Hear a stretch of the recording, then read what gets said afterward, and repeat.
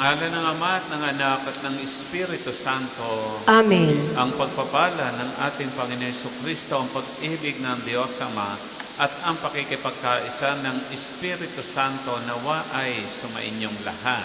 At sumainyo rin.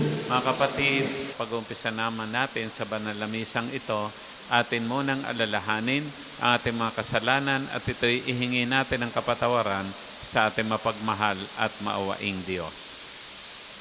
Inaamin ko Sa makapangyarihang Diyos at sa inyong mga kapatid, na lubha akong nagkasala sa isip, sa salita at sa gawa, at sa aking pagkukulang. Kaya isinasamo ko sa mahal na Birheng Maria, sa lahat ng mga anghel at mga banal, at sa inyong mga kapatid, na ako'y panalangin sa Panginoong ating Diyos. Kaawaan tayo na ating makapangyarihang Diyos, patawarin tayo sa ating mga kasalanan, at patnubayan tayo sa buhay na walang hanggan. Amen.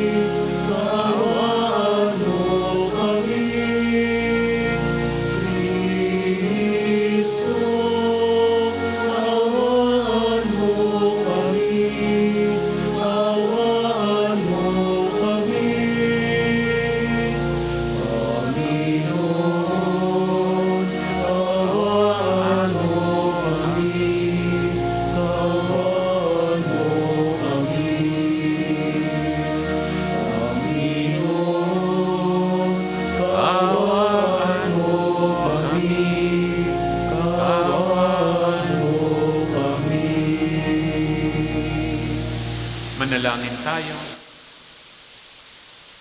Ama naming makapangyarihan, kalugdan mo kami at pagbigyan na magkamit ng kaloob mong karagdagan upang sa maalab namin pananalig, pag-asa at pag-ibig, kami mamalaging tumatalima sa iyong kautusan sa pamamagitan ni Jesucristo kasama ng Espiritu Santo, magpasawalang hanggan. Amen. Ang lahat po ay magsiupo. Pagbasa mula sa aklat ng Exodo.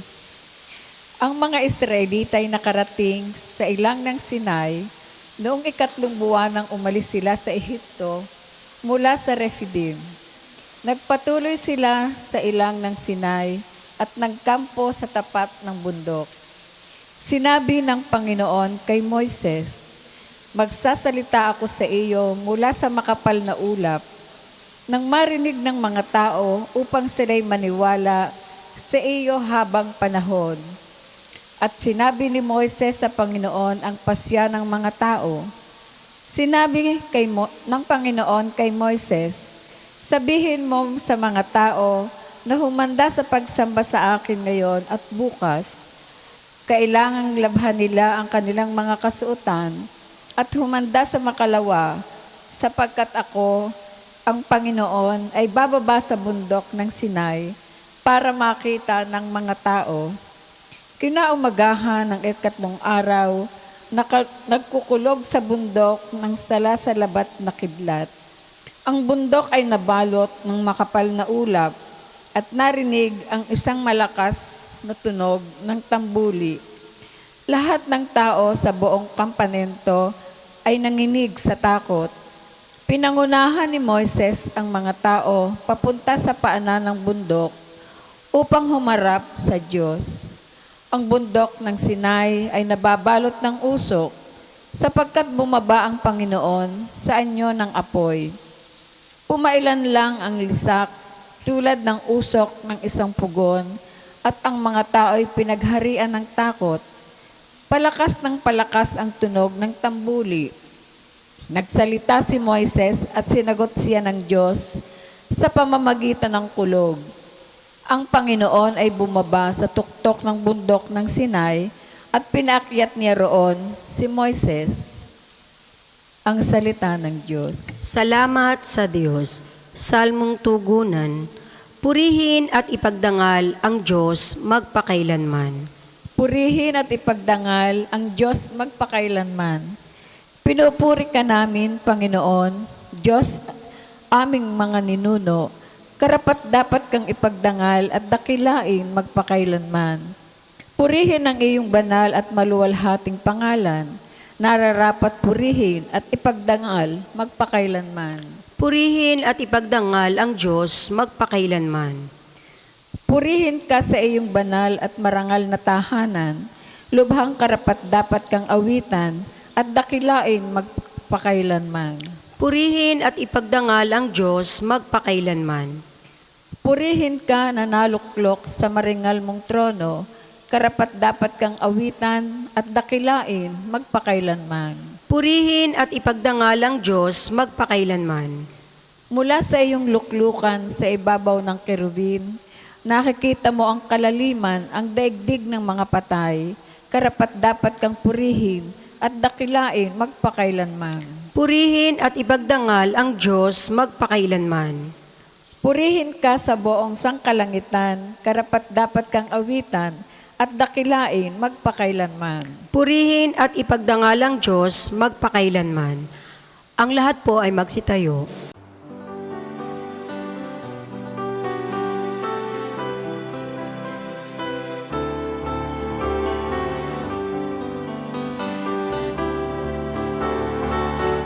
Alleluia, alleluia, alleluia, alleluia, alleluia, alleluia, alleluia.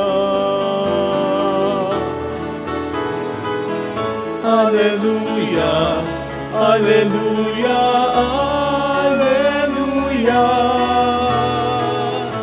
Alleluia, alleluia, alleluia, alleluia. Sumainyo ang Panginoon, At sumainyo rin. ang mabuting balita ng ating Panginoon ayon kay San Mateo. Papuri sa iyo, Panginoon. Noong panahong yon, lumapit ang mga alagad at tinanong si Jesus, bakit po ninyo dinadaan sa talinhaga ang inyong pagsasalita sa kanila? Sumagot siya, ipinagkaloob sa inyo nang malaman ang mga lihim tungkol sa paghahari ng Diyos, ngunit hindi ito pinagkaloob sa kanila, sapagkat ang mayroon ay bibigyan pa at ang mananagana, ngunit ang wala, kahit ang kaunting nasa kanya ay kukunin pa. Nagsasalita ako sa kanila sa pamamagitan ng talinhaga, sapagkat tumitingin sila ngunit hindi nakakakita at nakikinig ngunit hindi nakaririnig ni nakauunawa.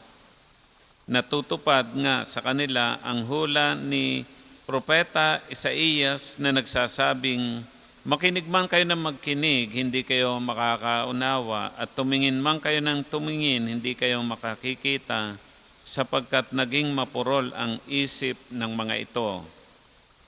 Mahirap makarinig ang kanilang mga tainga at ipinikit nila ang kanilang mga mata. Kung di gayon, di sinsanay nakakita ang kanilang mga mata, nakarinig ang kanilang mga tainga, nakaunawa ang kanilang mga isip at nagbalik loob sa akin at pinagaling ko sila, sabi ng Panginoon.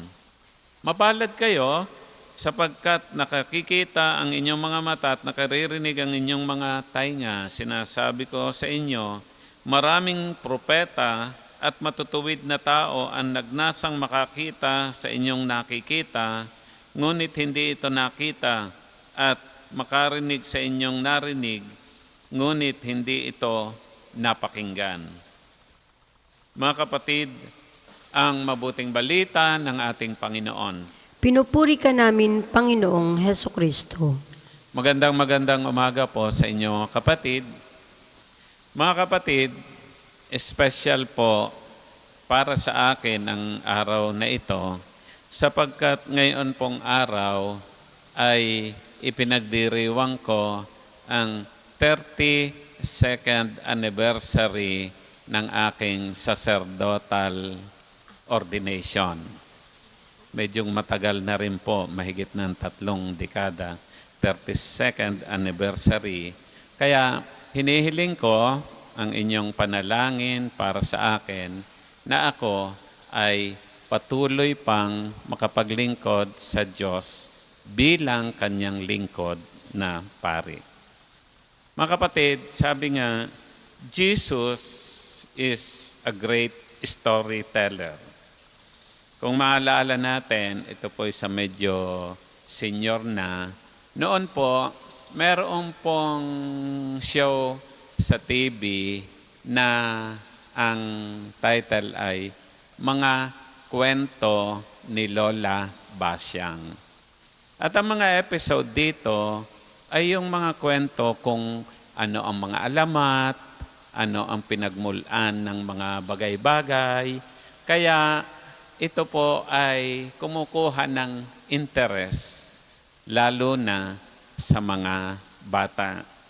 Sayang nga lang at natigil ang palabas na ito. Mga kapatid, kahit nung kami elementary, tinatamad kaming makinig sa leksyon ng aming guro, pero pagka storytelling time na, ay doon kami ginaganahan at doon kami nakikinig. Kung halimbawa, ang alamat ng prutas, no? Ang alamat ng langka, ang alamat ng pinya, at sari-sari pa. Na kung saan ang iba ay kapupulutan natin palagi ng aral. Sa mga kwento noon, lagi natin itong kapupulutan ng aral. Sa ating ebanghelyo, bakit sa pamamagitan ng mga kwento o talinhaga ang paraan ni Jesus? Una, ang paggamit ng mga kwento at mga imahen ay isang napakagandang paraan ng paghahatid ng anumang mensahe na ginagamit sa anumang pagtuturo at lalo na sa bibig ng nagtuturo. Ang isang imahen ay nagsasalita ng mas malakas kaysa anumang pagsusuri. Ang isang kwento ay tumatatak sa isipan ng mas matagal. Ito'y natatanim sa isipan ng mga nakakarinig. Partikular na ang banal na kasulatan at ang pagtuturo ng mga Hudyo ay puno ng pagtuturo sa pamamagitan ng mga kwento. Mula sa kwento ng paglikha, kita naman natin may ilang version ng creation story at ng kanilang patuloy na paglalakbay bilang bayan ng Diyos. Pangalawa, ginamit ni Jesus ang mga kwento hindi upang maipahayag lang ang mabuting balita at maintindihan nila ito, kundi ito'y patuloy na maging pagkakataon nila para pagnilayan sa kanilang araw-araw na buhay ang kanilang narinig. Minsan nalimutan na ang aral pero ang kwento ay naalaala at bumabalik sa kanila kung ano nga ba ang aral ni Jesus na sinabi niya sa pamamagitan ng mga talinhaga o kwento. Di ba ngayon, mas pamilyar tayo sa mga aral ni Jesus tungkol sa kaharian ng Diyos dahil sa kanyang mga kwento at dahil sa mga talinhaga. At kung babalikan natin mga kapatid sa lumang tipan, no? Ang lumang tipan po ay nag-umpisa sa tinatawag nating oral tradition. Daan taon bago na isulat ang banal na kasulatan, ang lumang tipan, ang mapanligtas ng Diyos ay nagpatuloy sa pamamagitan ng kwento, oral tradition. Kaya nga ang mga Israelita ngayon ay alam ang kwento ng pananampalataya at ang kwento ng kasaysayan. ng kanilang kaligtasan hanggang ngayon, mga kapatid. Kahit sinong Hudyo ang inyong matanong, they know their story, they know their history. Sabi nga po ng kaibigan kong isang Hudyo, meron po akong isang kaibigang Hudyo na nakatira sa Chicago. Sabi niya, ang Kristyanismo ay 2,000, mahigit lamang 2,000 taon. Pero ang amin, ang Hudaismo, ay mahigit na 4,000 taon. At napakayaman dahil nauugat nila ang kanilang kwento kay Abraham. Natatandaan nila ang kanilang kwento 4,000 taon pabalik. Minsan tayo, kahit yung ebanghelyo nung isang linggo ay hindi natin matandaan. Sa bagong tipan, sabi ko nga, Jesus is a great storyteller. And stories are always powerful, especially Jesus' story.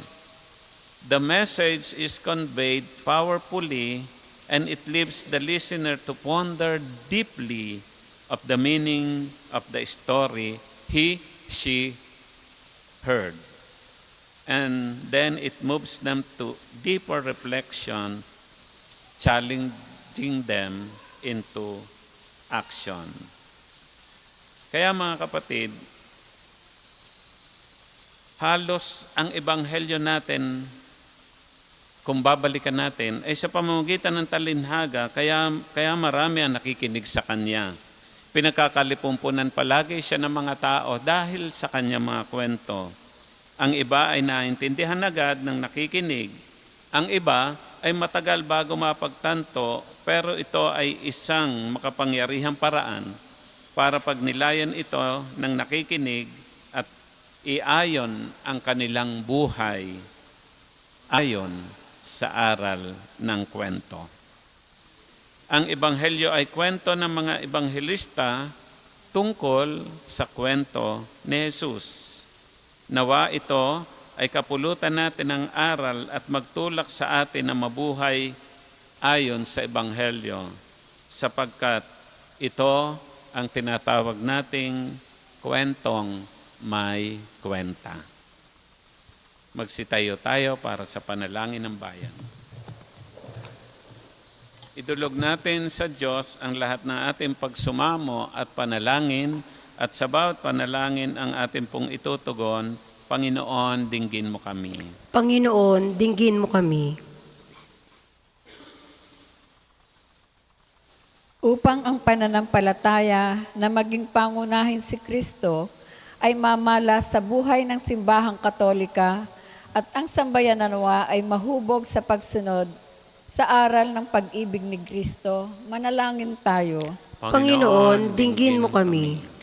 Upang ang pagpapadama ng Diyos ng Kanyang presensya ay maranasan nawa ng sangkatauhan at ang pagpapaghari inawa ang hinirang na lider sa kanilang pinamamahalaan ay ang pagpapahalaga sa tunay na diwa, kapayapaan at katarungan.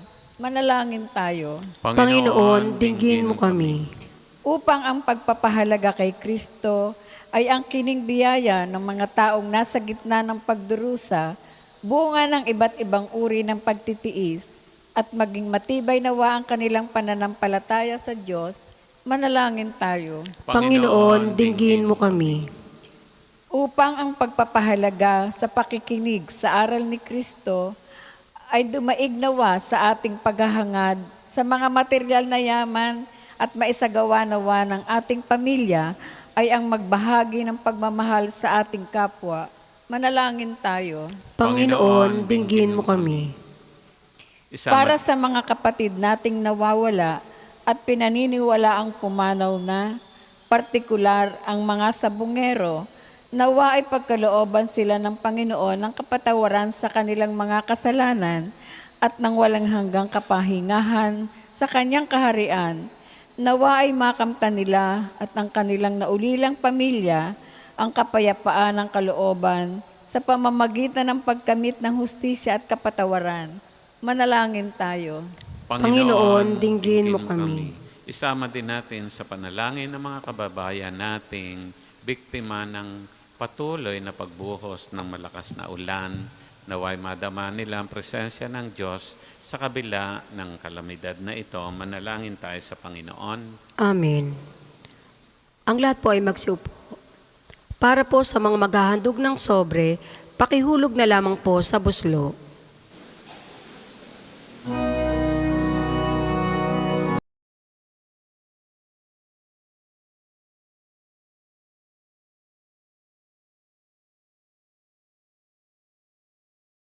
Kunin at tanggapin ang alay na ito, mga biyayang nagmula sa pagpapala mo. Tanda ng bawat puso pagkat inibig mo. Ngayo'y nananalig, nagmamahal sa'yo.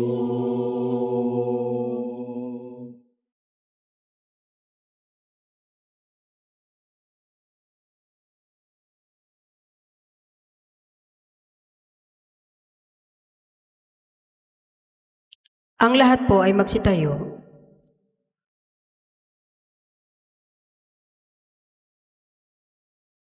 Manalangin tayo mga kapatid upang itong ating mga handog ay kalugdan ng ating mapagmahal na Diyos. Tanggapin nawa ng Panginoon itong paghahain sa iyong mga kamay sa kapurihan niya at karangalan sa ating kapakinabangan at sa buong sambayanan niyang banal. Ama naming lumikha, tunghayan mo ang mga alay ng iyong sumasamong sambayanan at tanggapin mo ang mga ito para maragdagan ang iyong kabanalan sa mga nananalig na tunay sa pamamagitan ni Jesucristo kasama ng Espiritu Santo, magpasawalang hanggan. Amen. Sumainyo ang Panginoon. At sumainyo rin. Itaas sa Diyos ang inyong puso at diwa. Itinaas na namin sa Panginoon. Pasalamatan natin ang Panginoong ating Diyos. Marapat na siya ay pasalamatan. Ama naming makapangyarihan, tunay nga marapat na ikaw ay aming pasalamatan. Nasa iyo ang aming buhay, pagkilos at pag-iral. Sa pamumuhay namin araw-araw, tinatamasa namin ang iyong pagmamahal. Sa pag-ibig mong ipinunla sa sangkatauhan, ang Espiritu Santo'y unang aning bigay ng anak mong naglagak sa amin ng katiyakang nakalaang mabuhay kami sa piling mo kailanman. Kaya kaisa ng mga anghel na nagsisiawit ng papuri sa ng walang humpay sa kalangitan, kami nagbubunyi sa iyong kadakilaan. Santo, Santo, Santo, Panginoong Diyos, napupuno ang langit at lupa ng kadakilaan mo. Hosana, Hosana, Hosana sa kaitaasan. Hosana, Hosana, Hosana sa kaitaasan. Pinagpala ang naparirito sa ngalan ng Panginoon. Hosana, Hosana, Hosana sa kaitaasan. Hosana, Hosana, Hosana sa kaitaasan. Kung hindi po kayang lumuhod, ay manatili pong nakatayo ng may paggalang. Ama naming banal, ikaw ang bukal ng tanang kabanalan, kahit sa pamamagitan ng iyong Espiritu, gawin mo banal ang mga kaloob na ito upang para sa amin maging katawan at dugo ni Jesucristong aming Panginoon. Bago niya pinagtiis ang kusang loob na maging handog, hinawakan niyang tinapay, pinasalamatan kanya. Pinagati-hati niya yon at tiniabot sa kanyang mga alagad at sinabing, "Tanggapin ninyong lahat ito at kanin, ito ang aking katawan na ihahandog para sa inyo."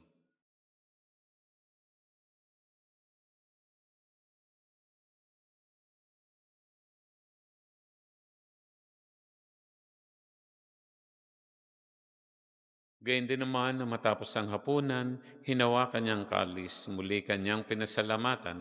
Iniabot niya ang kalis sa kanyang mga alagad at sinabing, "Tanggapin ninyong lahat ito at inumin, ito ang kalis na aking dugo ng bago at walang hanggang tipan. Ang aking dugo na ibubuhos para sa inyo at para sa lahat. Sa kapagpapatawad ng mga kasalanan, gawin ninyo ito sa pag-alaala sa akin."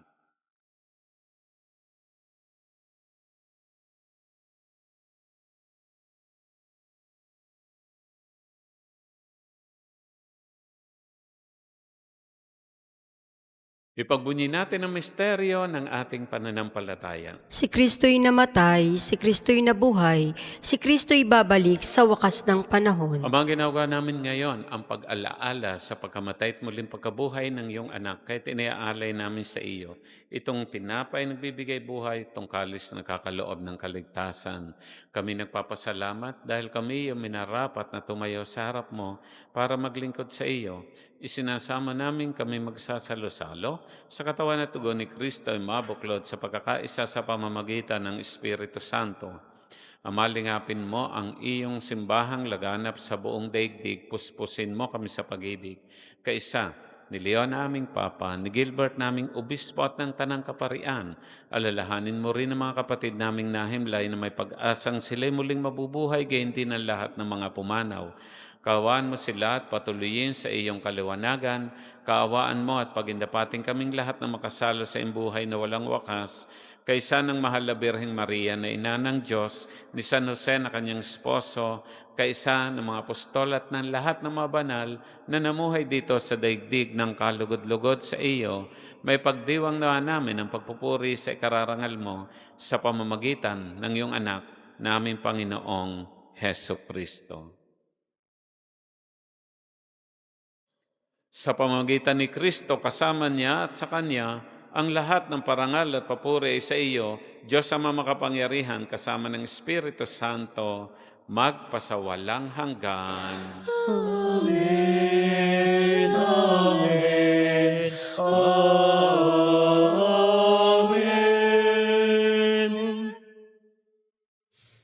Sa tagubili na nakagagaling na utos sa turo ni Jesus na poon natin at Diyos, buong lugod nating awitin.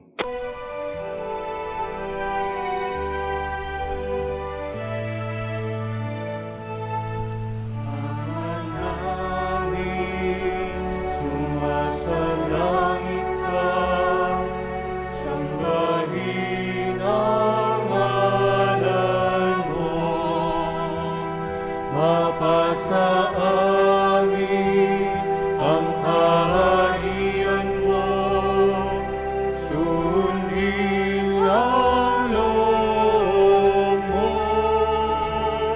Dito sa lupa para lang sa langit, bigyan mo po kami ngayon ng aming kakanin sa araw-araw at pagnawarin mo kami sa aming mga sala para na pagpapatawad namin sa nagkakasala sa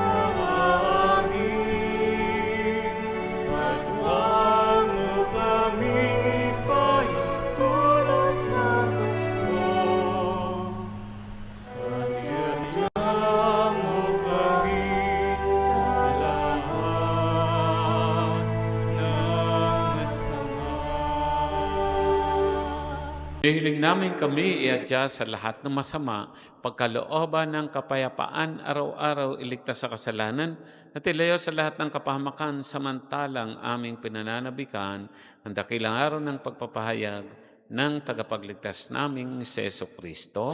Sapagkat iyo ang kaharian at ang kapangyarihan at ang kapurihan magpakailanman. Amen. Panginoon Jesucristo, sinabi mo sa mga apostol, kapayapaan ang iniiwan ko sa inyo, ang aking kapayapaan binibigay sa inyo. Tunghayan mo ang aming pananampalataya at huwag ang aming mga pagkakasala at kahinaan. Pagkalooban mo kami ng kapayapaan at pagkakaisa ayon sa iyong kalooban, kasama ng Espiritu Santo magpasawalang hanggan. Amen. Ang kapayapaan ng Panginoon ay laging sumainyo. At sumainyo rin. Mga kapatid, tayo po ngayon ay magbigayan ng kapayapaan sa bawat isa. Peace po, peace po. Kordero ng Diyos na nag-aalis ng mga kasalanan ng sanlibutan, maawa ka sa amin. Kordero ng Diyos na nag-aalis ng mga kasalanan ng sanlibutan, maawa ka sa amin. Kordero ng Diyos na nag-aalis ng mga kasalanan ng sanlibutan, ipagkaloob mo sa amin ang kapayapaan. Kung hindi po kayang lumuhod, ay manatili pong nakatayo ng may paggalang.